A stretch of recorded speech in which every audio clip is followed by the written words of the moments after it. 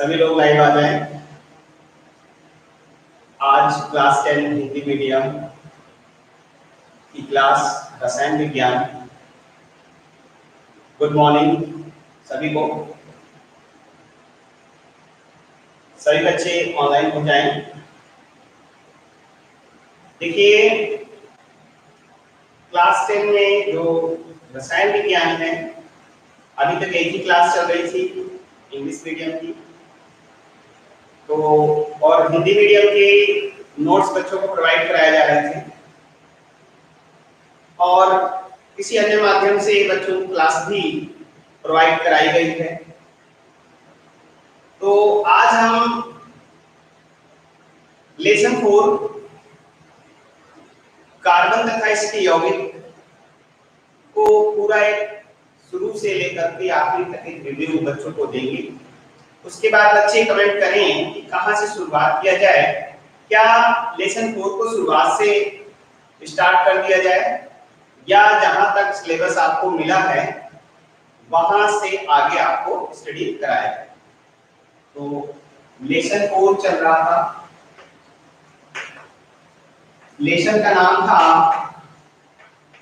Carbon तथा इसके यौगिक। ये लेसन का नाम है। बच्चे कार्बन तथा इसके यौगिक के आगे बढ़ चुके हैं इस लेसन में और हम चाहते हैं कि कुछ दिन क्लासेस ब्रेक रही हैं, बीच में बंद रही हैं। इस वजह से बच्चों को एक आधार मिल पाए ताकि पूरा शुरू से लेकर आखिर तक बच्चों को एक बता दें, बच्चे ध्यान से देखेंगे। उसके बाद कल से हम आगे स्टार्ट करेंगे, बच्चे जैसा कमेंट करेंगे। यदि बच्चे चाहते हैं कि शुरुआत से विधिवत चले तो विधिवत पढ़ा देंगे, जैसा बच्चे बोलेंगे। ये लेसन 4 है ना, ज्यादा पीछे जाना उचित है नहीं, लेकिन लेसन 4 को शुरुआत से किया जा सकता है। ठीक है, यस सर, ओके। हाँ, तो हम यही करते हैं, शुरुआत से स्टार्ट करते हैं ताकि और अच्छे से समझ में आए। तो नोट्स तो बच्चों के पास ऑलरेडी उपस्थित है। नोट्स के बारे में बच्चों को कोई चिंता नहीं करनी है, केवल समझना है, अच्छे से देखना है। ठीक है, देखिए कार्बन तथा इसके यौगिक, इसमें मुख्य कौन सा तत्व है? कार्बन। ये क्लास 9 में बच्चों ने तत्वों को अच्छे से समझा होगा, तत्वों को याद किया होगा। जो भी एलिमेंट हैं 1 से 30 तक तो नॉर्मली याद कराए जाते ही हैं। उसमें सबसे इंपॉर्टेंट जो एलिमेंट है वो है कार्बन। कार्बन का एटॉमिक नंबर, परमाणु क्रमांक कितना होता है बच्चे बताएं? कार्बन का एटॉमिक नंबर कितना होता है? 6। देखिए, और इसकी वैलेंसी होती है 4। ठीक है, बहुत अच्छे। कार्बन का जो इलेक्ट्रॉनिक कॉन्फ़िगरेशन है वो आएगा 2,4, अर्थात इसके सेकेंड सेल में 4 इलेक्ट्रॉन है। कितने इलेक्ट्रॉन? 4 इलेक्ट्रॉन। अब ये क्या चाहता है? ये चाहता आ जाए, कितने आ जाए? 8 आ जाए। बहुत अच्छे बच्चे कमेंट कर रहे हैं, बहुत सही बता रहे हैं बच्चे। देखिए यहाँ पर हम बच्चों को समझाने के लिए hydrogen, helium, lithium, beryllium, boron, carbon, nitrogen, oxygen, ठीक है, यहाँ पर एटॉमिक नंबर 1 2 3 4 5 6 7 8 9 10 तक ले लेते हैं। ठीक है, यहां तक बच्चों को दिख रहा है 10 तक। Hydrogen, helium, lithium, beryllium, boron, carbon, nitrogen, oxygen, fluorine और नियान।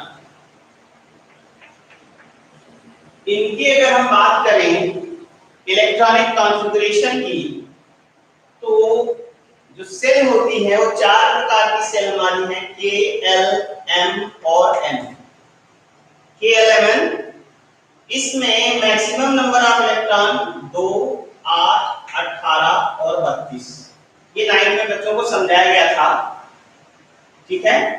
और इसको यहां पर कार्बन की संयोजकता समझाने के लिए दोबारा बताया जा रहा है। तो H के पास हाइड्रोजन की संख्या, इलेक्ट्रॉन की संख्या कितनी है? 1 है। यहां पर हम क्या करेंगे, इसको 1 इलेक्ट्रॉन पहले सेल में दे दिए गए। अब बचे नहीं तो आगे देंगे नहीं। हीलियम के केस में 2 इलेक्ट्रॉन, इसमें 2, 1, क्योंकि इसमें मैक्सिमम कितने आते हैं? 2 आते हैं, मैक्सिमम 2। तो यहां पर 3 में से 2 इधर निकल जाएगा और 1 इधर बचेगा, ठीक है। 2 इधर और 1 इधर। अगला है 2, 2, 2, 3, 2, 4, यहाँ पे 6, 2, 5, 2, 6, 2, 7 और 2, 8।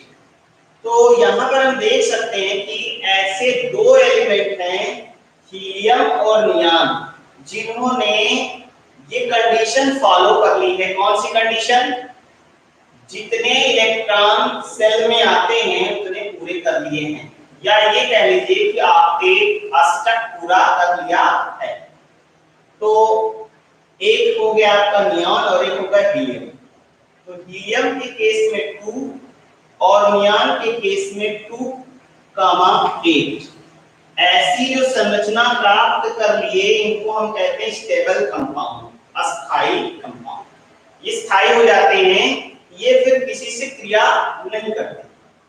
ये अध्ययन किया गया, ये देखा गया कि हीलियम और नियॉन किसी से क्रिया नहीं करते। क्यों नहीं करते? क्योंकि इनका जो स्ट्रक्चर है इस प्रकार का, विशेष प्रकार का स्ट्रक्चर पाया गया। और इस विशेष प्रकार के स्ट्रक्चर को प्राप्त करने के लिए प्रत्येक एलिमेंट कोशिश करता रहता है कि हमारा भी ऐसा स्ट्रक्चर हो जाए। जैसे हाइड्रोजन के केस में, हाइड्रोजन के पास एक इलेक्ट्रॉन है, तो ये क्या चाहेगा कि हमारा पास एक और आ जाए, तो हमारे पास कितने हो जाएंगे? 2 हो जाएंगे, है ना। इनके पास 2 हो जाएंगे। लिथियम क्या चाहता है कि हम डोनेट कर दे दें किसी को, तो हमारे पास लास्ट में 2 बचेंगे, हम हीलियम जैसे हो जाएंगे। बेरिलियम क्या चाहता है कि 2 इलेक्ट्रॉन हम भी डोनेट कर दें, तो हमारे पास 2 बचेंगे लास्ट में, तब भी हम हीलियम जैसे हो जाएंगे। तो ये अपना इससे कंपटीशन रहता है, इन्हीं सभी तत्वों का इनसे कंपटीशन रहता है, और इनको हम कहते हैं अक्रिय गैसें, नोबल गैसें।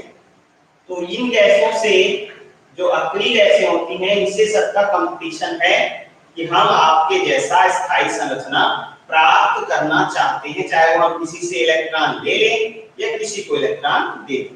तो सबसे इंपॉर्टेंट जो आपका है ये कार्बन है। कार्बन क्या चाहता है? कार्बन 4 इलेक्ट्रॉन या तो कोई उसको दे दे या 4 इलेक्ट्रॉन को डोनेट कर दे। डोनेट करेगा तो हीलियम जैसा बनेगा, और एक्सेप्ट करेगा तो नियॉन जैसा बनेगा। दोनों कंडीशन इसके पास है। तो इसकी जो वैलेंसी होती है, वैलेंसी का मतलब है कितने तत्वों से एक कोई तत्व जुड़ सकता है, कितने तत्वों से एक कोई तत्व जुड़ सकता है, ये उसकी संयोजकता होती है। संयोजकता जैसे परिभाषा से ही डिक्लेयर है आपका, संयोजन करने की क्षमता। जैसे हम हैं तो हम कितने लोगों से दोस्ती कर सकते हैं? बहुत सारे लोगों से कर सकते हैं। लेकिन इन एलिमेंट में क्या है कि इलेक्ट्रॉनों के आदान प्रदान से दोस्ती बनती है। जितने इलेक्ट्रॉन डोनेट कर सकते हो या जितने इलेक्ट्रॉन एक्सेप्ट कर सकते हो, उतने ही दोस्ती, उतना ही आपकी संयोजकता हो जाएगी, ठीक है।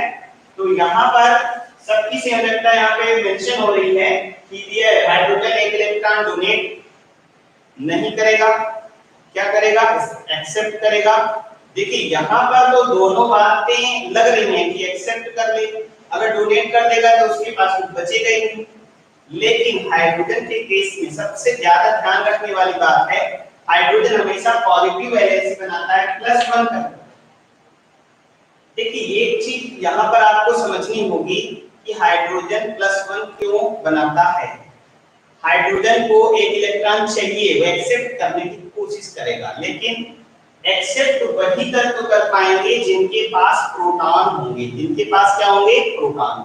ज्यादा प्रोटॉन जिनके पास होंगे, किसी भी एलिमेंट की जो ताकत होती है, पावर होती है, वो होती है प्रोटॉन।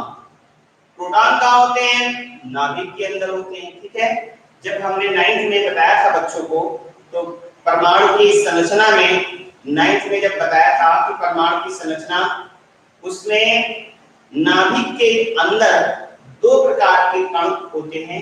एक होता है प्रोटॉन और दूसरा होता है न्यूट्रॉन। ठीक है, जितने प्रोटॉन नाभिक के अंदर होते हैं उतने ही इलेक्ट्रॉन नाभिक के बाहर कक्षाओं में चक्कर लगाते हैं। ठीक है, तो हाइड्रोजन के पास कितने प्रोटॉन होंगे? एक ही प्रोटॉन होगा।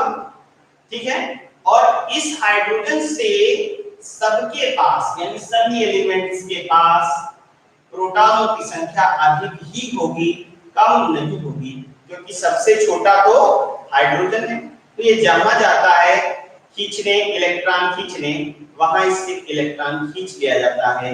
सबसे बेचारा एलिमेंट है, क्योंकि इसको इलेक्ट्रॉन चाहिए, लेकिन कोई तत्व इससे इलेक्ट्रॉन खींच लेता है, क्योंकि उसके प्रोटॉनों की संख्या ज्यादा होती है। ठीक है, इसीलिए हाइड्रोजन पॉजिटिव वैलेंसी बनाता है।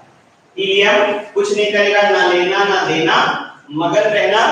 हीलियम को किसी की जरूरत नहीं है, वो क्रिया नहीं करता है। लिथियम एक इलेक्ट्रॉन डोनेट कर देगा, प्लस की वैलेंसी बनाएगा।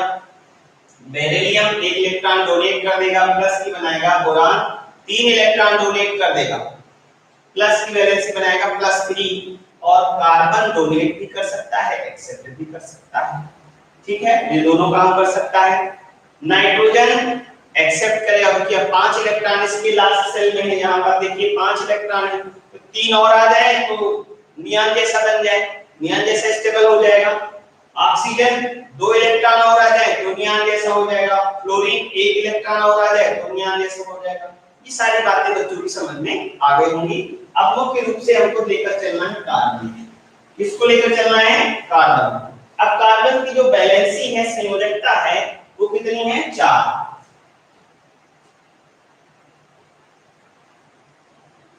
कार्बन की 4 संयोजकता के कारण कार्बन चतुसंयोजी यौगिक कहलाता है।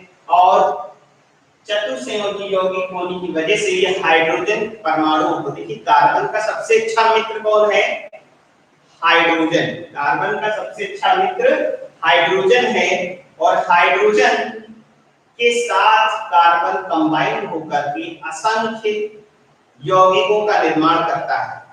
बच्चे कमेंट कर रहे हैं कि इंग्लिश मीडियम की क्लास, बेटा इसके बाद आशीष सर पढ़ाएंगे, इंग्लिश मीडियम की क्लास भी चलेगी, अभी हिंदी मीडियम की क्लास चल रही है। ठीक है, ये 2,4 2,4 ये क्या है? ये कौन सा इलेक्ट्रॉनिक विन्यास है? बोरबरी का इलेक्ट्रॉनिक विन्यास है। हमने आबाऊ का इलेक्ट्रॉनिक विन्यास भी बताया है। तो आबाऊ का इलेक्ट्रॉनिक विन्यास अगर हम लिखेंगे तो 1s2 2s2 2p2 1s2 2s2 2p2। देखिए जो कोष होते हैं ये L, M और N, ये नाभिक के चारों दीर्घवृत्ताकार कोष होते हैं। और इन कोषों में उपकोष भी होते हैं। K में S उपकोष होता है, L में S और B होता है, इसमें S, P और D होता है, और इसमें S, P, D और F होता है। ठीक है, ये कोषों के अंदर उपकोष बताए गए हैं। तो यहाँ पहला जो कोष है ये K है और ये L।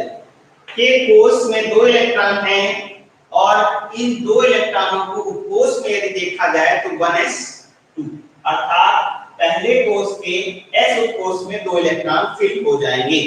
आगे चलते हैं, 4 जो इलेक्ट्रॉन है दूसरे कोष में, इसमें होता है S और P, अर्थात 4 इलेक्ट्रॉनों को S और P में बांटना है। 4 इलेक्ट्रॉनों को S और P में अलग-अलग बांटना है। तो हम क्या करेंगे, 2 इलेक्ट्रॉन S की क्षमता कितनी है? 2 S अधिकतम 2 इलेक्ट्रॉन ले सकता है। तो यहाँ पर 2 इलेक्ट्रॉन इसको दे देंगे, बचे कितने? बचे 2, तो 2 इलेक्ट्रॉन P में जाएंगे। इसीलिए हमने लिखा है दूसरे कोष के s उपकोष में 2 इलेक्ट्रॉन, दूसरे कोष के s उपकोष में 2 इलेक्ट्रॉन। तो ये इसका स्ट्रक्चर हो गया जिसका अफबाओ का। अब देखिए कैसे ये चार्ज संयोजकता शो करता है। अगर हम इसकी स्ट्रक्चर बनाएं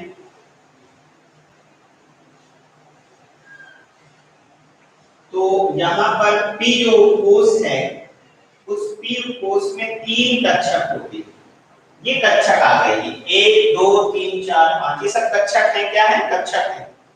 कोष के अंदर उपकोष, उपकोष के अंदर कक्षक, जिसमें इलेक्ट्रॉन रोटेट करते हैं, चक्कर लगाते हैं, एक क्लॉकवाइज और एक एंटी क्लॉकवाइज। ठीक है, तो यहाँ पर 1s यानी पहला जो है 1s, इसमें 2 इलेक्ट्रॉन है, एक क्लॉकवाइज और एक एंटी क्लॉकवाइज। दूसरा 2s, इसमें 2 इलेक्ट्रॉन है, क्लॉकवाइज एक एंटी क्लॉकवाइज। क्लॉकवाइज का मतलब घड़ी की सुई की दिशा की तरफ रोटेशन और एंटी क्लॉकवाइज घड़ी की उल्टा दिशा में रोटेशन। ठीक है, अगर हम बात करें 2p की तो 2px 2py 2z है, इसमें 2 इलेक्ट्रॉन, एक इसमें एक इसमें।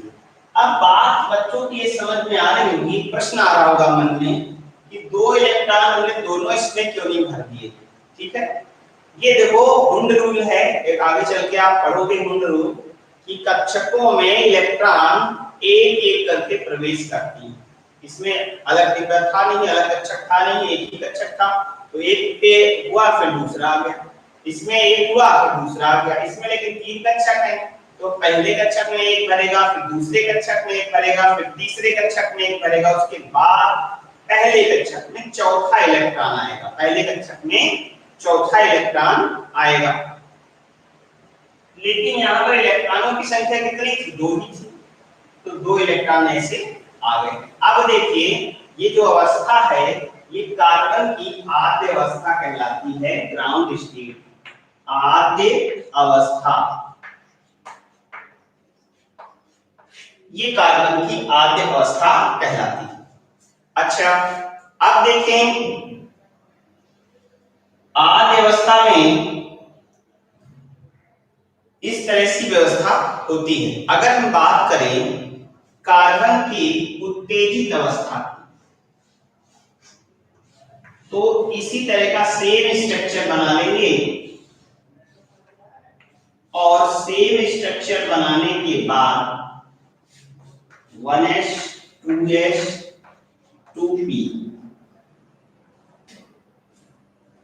सेम स्ट्रक्चर बनेगा और इस स्ट्रक्चर में 2 इलेक्ट्रॉन जो यहां पर उपस्थित हैं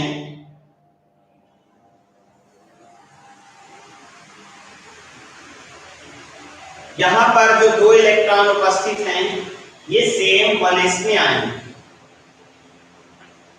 जो दूसरा कोष है ये संयोजी कोष कहलाता है, बाहरी कोष है, इसको हम संयोजी कोष कहते हैं।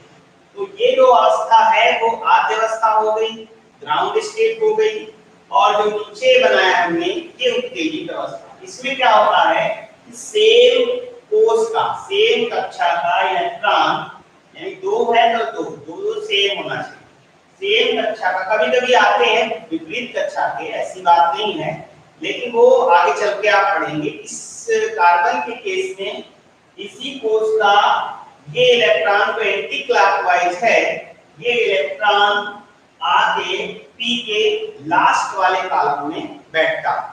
तो इसका स्ट्रक्चर क्या होगा, यहाँ पर केवल एक ही बचेगा, यहाँ पर 2 पहले से थे ही थे और ये वाला जाके यहाँ बैठ गया। तो टोटल अनपेयर्ड इलेक्ट्रॉनों की संख्या कितनी होगी? अनपेयर्ड का मतलब अयुग्मित, अयुग्मित का मतलब अकेला, अकेले इलेक्ट्रॉनों की संख्या कितनी हो गई?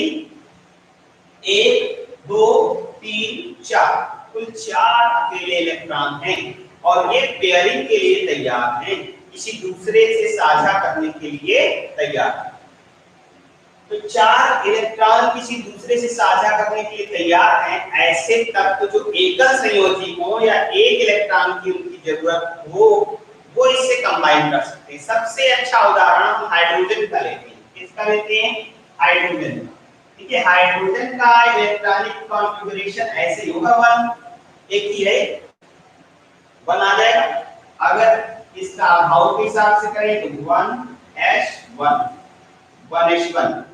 ठीक है, 1s1 का मतलब है एक बॉक्स और उस बॉक्स में एक इलेक्ट्रॉन, एक कक्षक और उस कक्षक में एक इलेक्ट्रॉन। यही स्ट्रक्चर है आपका हाइड्रोजन का। अब हाइड्रोजन, एक हाइड्रोजन आके यहाँ पर ओवरलैपिंग कर देगा, मतलब ये वाला इलेक्ट्रॉन आके इससे ओवरलैपिंग कर लेगा। तो यहाँ पर बोले बच्चे कितने हाइड्रोजनों की आवश्यकता है? कितने हाइड्रोजनों की आवश्यकता है इन चारों इलेक्ट्रॉनों को ओवरलैप करने के लिए? कुल 4 हाइड्रोजन लगेंगे। कितने हाइड्रोजन? 4 हाइड्रोजन। यहाँ पर एक जाके ओवरलैपिंग यहाँ कर लेगा, तो इसको हम यहाँ हाइड्रोजन से जोड़ देते हैं, इसको भी हाइड्रोजन से जोड़ देते हैं, इसको भी हाइड्रोजन से जोड़ देते हैं। तो 4 हाइड्रोजन लग गए, तो हमारा जो कंपाउंड बन गया वो CH4 बन गया। इसको हम कहते हैं मीथेन। क्या कहते हैं? मीथेन। इसी तरह से कार्बन, एथेन, प्रोपेन, ब्यूटेन बहुत सारी चीजें बनाता है। ऑक्सीजन से भी जुड़ता है। तो यहाँ पर हम स्टडी करेंगे हाइड्रोकार्बन्स की।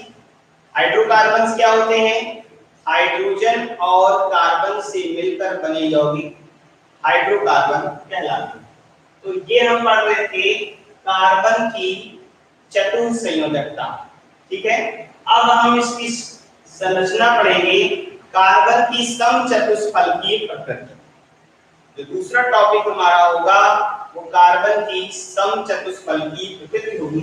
संयोजकता के बारे में बच्चों को कोई डाउट तो नहीं है? कोई समस्या हो तो इसको दोबारा बता दिया जाए। कार्बन की संयोजकता 4 होती है। आद्य अवस्था में ये संरचना, उत्तेजित अवस्था में ये संरचना। यहाँ पर बच्चे लिख सकते हैं उत्तेजित अवस्था। कार्बन उत्तेजित अवस्था में आ जाता है और तुरंत उसकी वैलेंसी 4 हो जाती है, यानी अपने इलेक्ट्रॉनों को 4 करके 4 वैलेंसी शो करता है। ठीक है, तो एकल संयोजी 4 तत्वों को जोड़ेगा।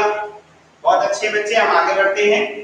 एकल संयोजी वो 4 तत्वों को जोड़ेगा। जैसे हाइड्रोजन है, क्लोरीन है, दोनों एकल संयोजी है। संयोजकता 9th में पढ़े होंगे, संयोजकता 9th में पढ़े होंगे। तो संयोजकता में बहुत अच्छे समझ में आ गया है, बहुत बढ़िया। पूरे बच्चे रेगुलर देखते रहे इसको, कहीं से कोई दिक्कत नहीं होगी। ध्यान से समझना ही समझना है, केवल नोट्स तो आपके पास उपलब्ध नहीं है। जब नोट्स जहां तक हमने दिया है उसके आगे अगर आ जाएगा तो हम आगे और नोट्स आपको भेज देंगे। ठीक है, समझने में पूरा ध्यान लगाएं। तो ये होगी कार्बन की संयोजकता। अब हम चलते हैं कार्बन की समचतुष्फलकीय प्रकृति। कार्बन की समचतुष्फलकीय प्रकृति। देखिए, कार्बन जो होता है वो 4 बॉन्ड बनाएगा। CH4 का उदाहरण इसमें लिया जाएगा। कार्बन की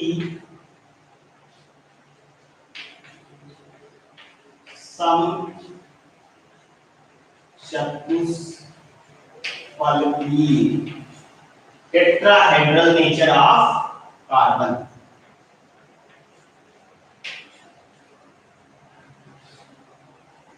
तो कार्बन की समचतुष्फलकीय प्रकृति हम आगे स्टडी करेंगे।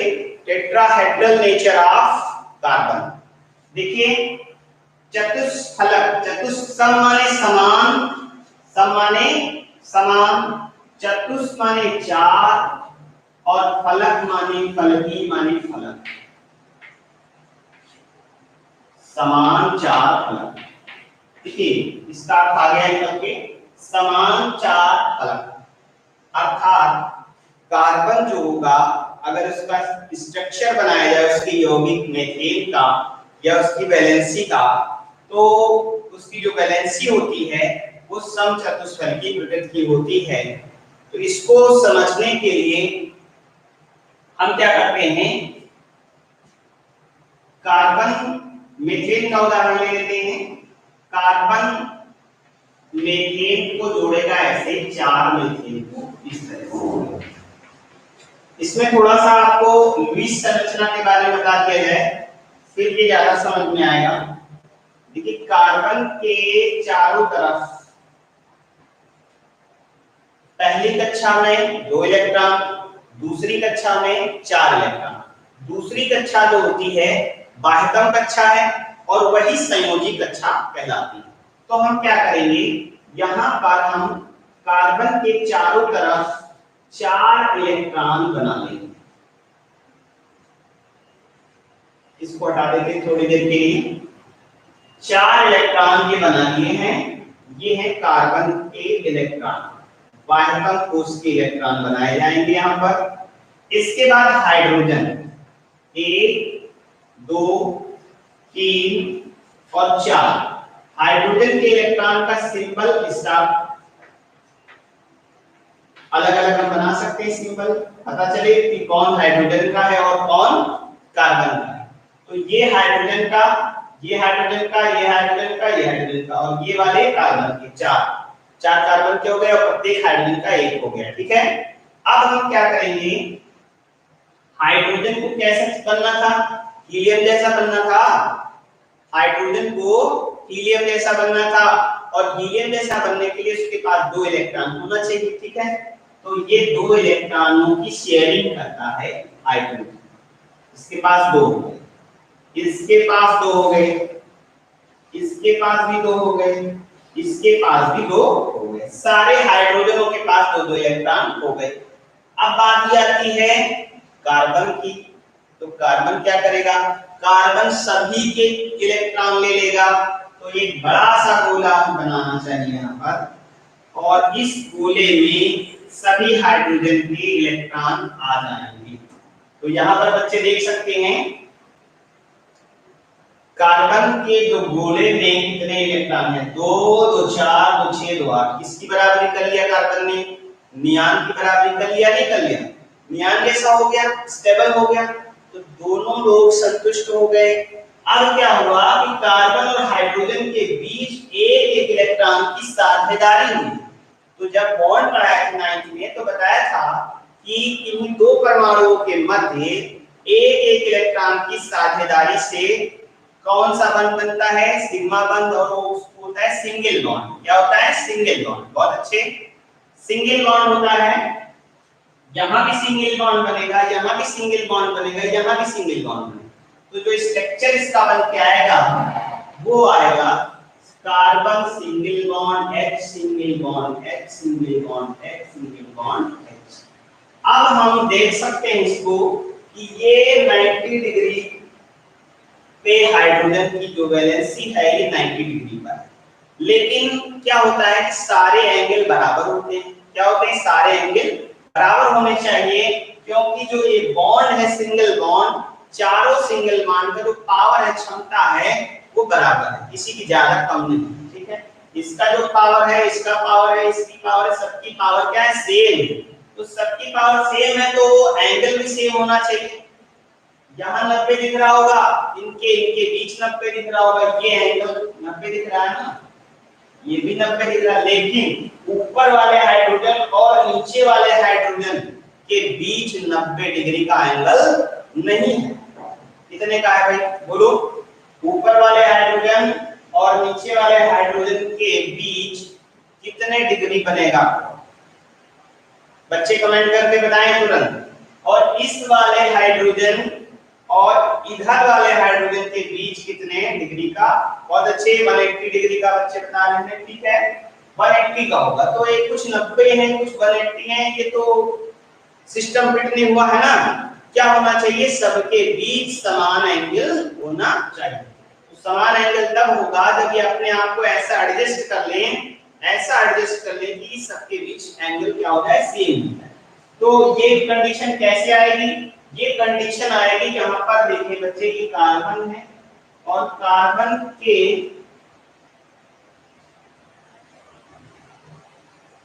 इस तरह से कुछ व्यवस्था हो जाए, ट्राइस्टेन जो होता है, ट्राइस्टेन इस तरह से, ये बच्चे देख सकते हैं यहाँ पर ये और एक ऊपर, ठीक है। इस तरह की संरचना बनकर तैयार हो जाए अपने आप, ताकि सभी बॉन्ड के बीच बराबर एंगल निकल के आए। तो जब ये ऐसी संरचना अपने आप एडजस्ट हो जाती है बच्चों, ये संरचना नहीं होती, इस तरह की संरचना होती नहीं है। ऑटोमेटिक जैसे ही ये बॉन्डिंग होती है वैसे ऐसी संरचना तुरंत अपने आप बन जाती है। इसमें किसी को जोर जबरदस्ती करने की कोई जरूरत नहीं कि भाई एंगल कुछ है, कुछ नहीं आया कोई कि तुमने भाई ऐसा क्यों बनाया, ऐसा क्यों नहीं बनाया, तो ये अपने आप को एडजस्ट करे ना, ये पहले ही एडजस्ट हो जाता है तुरंत। ठीक है, तो ये जो एंगल होगा वो 109 डिग्री 28 मिनट का एंगल होगा। ठीक है, प्रत्येक के बीच 109 डिग्री 28 मिनट का एंगल हो जाएगा। ठीक है, ये जो संरचना है, इस संरचना को अगर हम प्रत्येक वैलेंसी को मिला दें, कार्बन की क्या करें, प्रत्येक वैलेंसी को आपस में मिला दें, ऐसे इस तरह से डॉटेड लाइन द्वारा,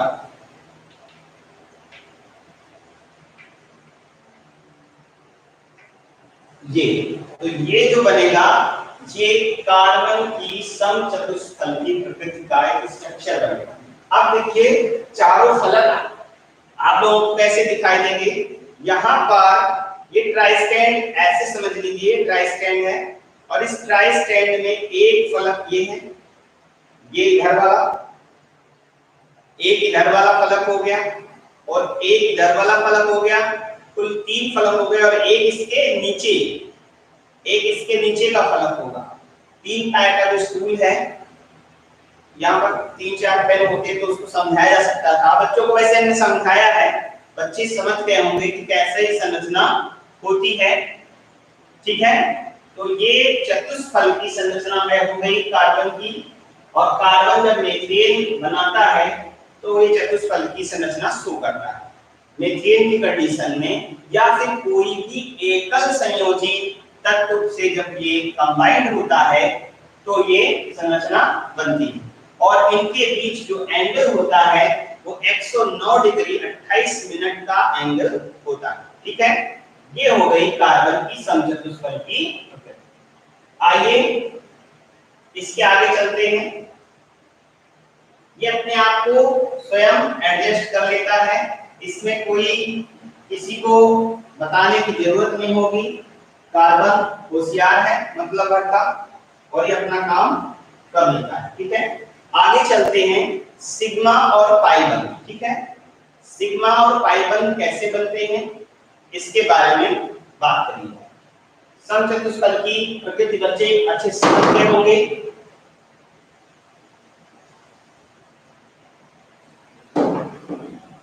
तो कार्बन की जो बंध बनाने की प्रकृति है, कार्बन की बंध प्रकृति, इसको भी थोड़ा समझ लिया जाए। कार्बन की बंध प्रकृति कैसी है। एक तो कार्बन सिंगल बॉन्ड बनाएगा, पहली कंडीशन। कार्बन क्या बनाएगा, सिंगल बॉन्ड बनाएगा। कैसे तत्वों से, जो एकल संयोजी है। ठीक है, दूसरा कार्बन द्विबंध भी बना सकता है, कार्बन द्विबंध भी बना सकता है। तीसरी कंडीशन, कार्बन 2 एकल बंध बनाए और 1 द्विबंध बनाए। चौथी कंडीशन, कार्बन 1 3 बंध बनाए, 1 सिंगल बॉन्ड बनाए। ठीक है, ये ट्रिपल बॉन्ड इधर हो सकते हैं, सिंगल बॉन्ड उधर हो सकता है, ये चेंज हो सकता है, लेकिन कंडीशन तो एक ही है। देखिए यहाँ पर या तो चारों एकल, या डबल डबल दोनों तरफ, या 1 डबल 2 सिंगल, या 3 बंध और 1 सिंगल। इसमें बच्चों को एक कॉमन चीज दिख रही होगी कि हर कंडीशन में कार्बन की वैलेंसी 4 ही है। 1 2 3 4, 1 2 3 4, 1 2 3 4 और 1 2 3 4। ठीक है, हर कंडीशन में कार्बन की जो वैलेंसी है वो कितनी है, 4 है। इसका अर्थ ये है कि बच्चे इसको इस तरह से समझ लें कि कार्बन के कुल मिला के 4 हाथ हैं, हैंड, 4 हैंड, और ये 4 हैंड कार्बन किसी भी दिशा में घुमा सकता है। एक कंडीशन ये है कि चारों हैंड एक ही तरफ नहीं कर सकता है। इसको हम अच्छे से आगे भी बताएंगे कि चारों हैंड एक ही तरफ क्यों नहीं हो सकते। ठीक है, वो sp संरचना, sp जब उपकोष की संरचना बताएंगे उसमें ये बात क्लियर हो जाएगी। ठीक है, तो यहाँ पर आप देख सकते हैं कि कार्बन की जो बंध प्रकृति है वो कैसी है, या तो चारों एकल बंध हो, या दो द्विबंध हो, या एक द्विबंध, या एक दो सिंगल बंध, या एक त्रिकबंध और एक सिंगल बंध। ठीक है, अब देखिए इसके आगे चलते हैं, सिग्मा और पाई बंध। ठीक है, ये कार्बन की बंध प्रकृति हो गई कि 2 प्रकार के बंध बनाता है कार्बन, सिग्मा और पाई। सिग्मा बंध एकल बंध में होता है, एकल बंध को सिग्मा बंध कहते हैं, और जो पाई बंध है ये द्विबंध और त्रिबंध में होता है।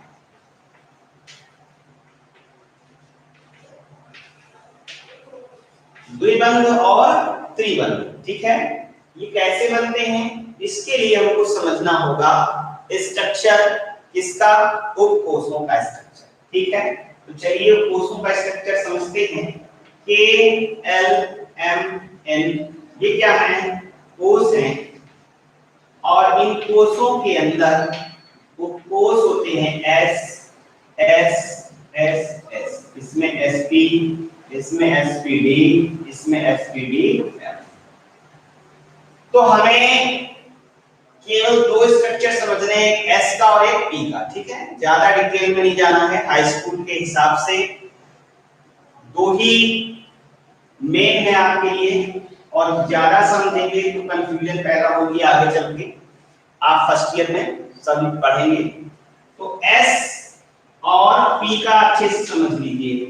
S का जो स्ट्रक्चर होता है वो एकदम गोल होता है, इस तरह से, मतलब S के जो इलेक्ट्रॉन हैं वो गोल गोल चक्कर लगाते हैं। ठीक है, S उपकोष के जो इलेक्ट्रॉन हैं वो ऐसे चक्कर लगाते हैं। ठीक है, बड़ा कॉम्प्लिकेटेड स्ट्रक्चर है। और P का जो स्ट्रक्चर है वो डंबल शेप। इसको ठीक इस प्रकार समझा जा सकता है, इस साइकिल का टायर जो बच्चे चलाते रहते हैं उसको फोल्ड करके ऐसे पलट के डाल दिया जाए तो ऐसी संरचना बन जाए, 8 जैसी संरचना ये बनती है। ये यहाँ पे ज्वाइंट नहीं है, बच्चे उसको अलग अलग देखेंगे, 8 जैसी संरचना ये बनेगी, और ये इलेक्ट्रॉनों का चक्रण का रास्ता होगा, पाथ होगा। इस तरह से इलेक्ट्रॉन चक्कर लगाएंगे p ऑर्बिटल। लेकिन p ऑर्बिटल में 3 कक्षक होते हैं, तो ये पहले कक्षक का स्ट्रक्चर है। तीनों कक्षक कैसे होते हैं, एक होता है x, y और z एक्सिस पर, एक होता है x, एक y और एक ऊपर से नीचे तक z एक्सिस। 3 एक्सिस होती हैं और तीनों एक्सिस में ये स्ट्रक्चर पाया जाता है ऐसे।